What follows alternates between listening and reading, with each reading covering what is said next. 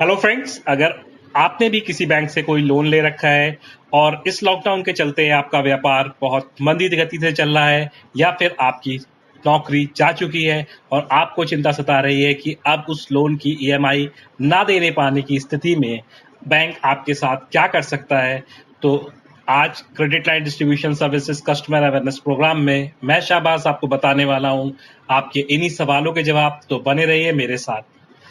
Friends, सबसे पहले हम बात करते हैं कि लोन कितने प्रकार के होते हैं। तो दोस्तों, बेसिकली दो टाइप के लोन होते हैं जो बैंक अक्सर ऑफर करता है। पहला होता है सिक्योर्ड लोन और दूसरा अनसिक्योर्ड लोन। सिक्योर्ड लोन, जैसे कि नाम से लगता है कि ये एक ऐसे लोन होते हैं जो कि बैंक के सिक्योर्ड माने जाते हैं।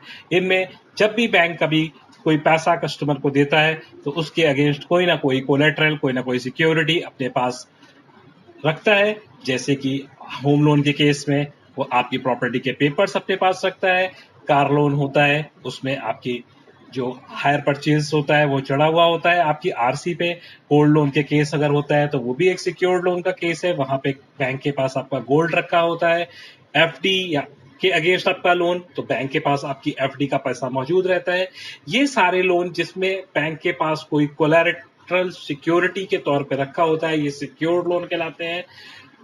इसके अलावा अनसिक्योर्ड लोन वो लोन होते हैं जिसके अगेंस्ट बैंक आपसे कोई भी कोलेटरल सिक्योरिटी में नहीं लेता है और सिर्फ आपके गुडविल के बेसिस पे, आपकी इनकम के बेसिस पे या आपके प्रोजेक्ट्स के बेसिस पे आपको लोन प्रोवाइड करा देता है। Normally personal loan, business loan या फिर स्मॉल प्रोजेक्ट्स लोन, ये सारे के सारे लोन और गवर्नमेंट की बहुत सी स्कीम्स जैसे कि अभी एमएसएमई लोन्स, मुद्रा लोन्स, ये सारे लोन्स जो आते हैं ये अनसिक्योर्ड लोन्स की कैटेगरी में आते हैं, जिसमें बैंक अपने पास कोई भी कोलेटरल नहीं देता है और सिर्फ आपकी गुडविल या आपकी इनकम के बेसिस पे ये लोन आपको दे देता है। तो फ्रेंड्स, ये होते हैं दो प्रकार के लोन। अब इन दो प्रकार के लोनों में से आपके पास कौन सा लोन चल रहा है, उसी के आधार पर अगर ये बैंक को पैसा देने में आप असमर्थ होते हैं तो फिर आगे की प्रोसीडिंग्स होती हैं, उसका क्या तरीका है। सबसे पहले दोस्तों, अगर आपने ये लोन ले रखा है, चाहे वो सिक्योर्ड लोन हो या अनसिक्योर्ड लोन हो, और 90 दिन तक अगर आप वो ईएमआई पे कर नहीं पाते हैं, तो पहले तो लगातार आपके पास बैंक के पास से रिमाइंडर्स आते रहेंगे, कॉल्स आते रहेंगे और वो आपको लगातार इस टूटी हुई ईएमआई का रिपेमेंट करने के लिए आपको फोर्सली या पोलाइटली इन्फोर्स कर सकते हैं कि आप उनका पैसा जमा करें। लेकिन अगर 90 दिन उपरांत भी आप इस पैसे को जमा नहीं करते हैं, तो सबसे पहला काम जो बैंक करने वाला है वो करता है बैंक कि आपके इस लोन को एनपीए डिक्लेयर कर देता है, यानी नॉन परफॉर्मिंग एसेट। दोस्तों, एनपीए क्या होता है? बैंक जो भी लोन बांटती है उससे बैंक की कमाई होती है ब्याज के तौर पर और ये उसकी एक एसेट बन जाते हैं। तो नॉन परफॉर्मिंग एसेट का मतलब यानी बैंक के वो एसेट्स जो अब उसको पैसा कमा के नहीं दे रहे हैं, और क्योंकि पिछले 90 दिन से आपने उस बैंक की ईएमआई का पेमेंट नहीं किया है, बैंक के पास इनकम आना बंद हो गई है, तो बैंक अपने इस एसेट्स को नॉन परफॉर्मिंग डिक्लेयर कर देता है। साथ ही साथ इसको वो सिबिल में, जी हाँ, credit information bureau of India limited, जो कि हमारे वित्तीय लेन देन का पूरा लेखा जोखा रखती है, उस संस्था को इसकी रिपोर्ट करता है और ये हमारे सिविल रिकॉर्ड में चढ़ा दिया जाता है कि हम किसी पर्टिकुलर लोन में पिछले 90 दिन से पेमेंट नहीं कर रहे हैं, जो हमारी डीपीडीज में रिफ्लेक्ट होगा और वहां पे ये हमारा लोन एनपीए शो होना शुरू हो जाएगा। इसके अपराध क्या होता है कि अगर वो एक सिक्योर्ड लोन है तो बैंक उसके अगेंस्ट रखे हुए कोलेट्रल को जब्त करने की प्रक्रिया चालू कर देती है। उसमें जो भी लीगल एक्शंस होता है वो लेते हैं। अगर वो एक होम लोन है तो बैंक आपके पास नोटिस देगा और आपकी प्रॉपर्टी को अपने कब्जे में लेने का प्रक्रिया चालू कर देगा। अगर वो गोल्ड लोन है तो आपके गोल्ड को लिक्विड ऑफ करके उसमें पैसा जो भी मिलेगा उससे पैसा बैंक अपना वसूल कर लेगा। अगर वो कार लोन है तो आपकी द्वारा दी गई गाड़ी को बैंक वापस से अपने कस्टडी में ले सकता है। लेकिन अगर वो कोई अनसिक्योर्ड लोन है यार फ्रेंड्स, सिक्योर्ड लोन का केस तो बहुत क्लियर है कि जो भी उसके पास कोलेट्रल होगा बैंक उसको लिक्विडेट करेगा और अपना पैसा वापस वहां से ले लेगा, साथ ही आपका सिबिल भी खराब करेगा।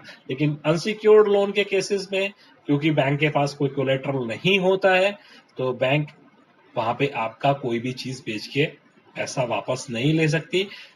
इस कंडीशन से बैंक बहुत सी चीजें करती है, जस्ट लाइक कभी कभी जब हमारा लोन एग्रीमेंट होता है तो हमसे ब्लैंक चेक्स लिए जाते हैं, सिक्योरिटी चेक लिए जाते हैं।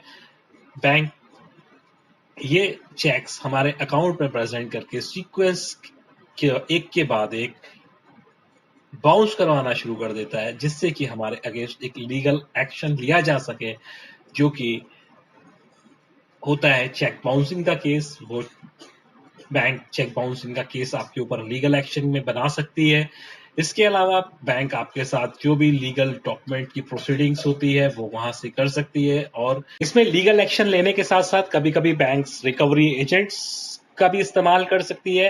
हालांकि ये गैर कानूनी है, आरबीआई ने इसके लिए बहुत सी गाइडलाइंस ऑलरेडी निकाल दी है, जिसके आपको कोई भी बैंक का कोई भी रिकवरी एजेंट अननेसेसरी परेशान नहीं कर सकता है। लेकिन फिर भी बैंक्स जाने अनजाने या जानते हुए भी इन एजेंट्स को कभी कभी अलाउ करते हैं कि वो अब्यूजिव लैंग्वेज का इस्तेमाल करते हैं और आपकी रेपुटेशन को हार्म कर सकते हैं।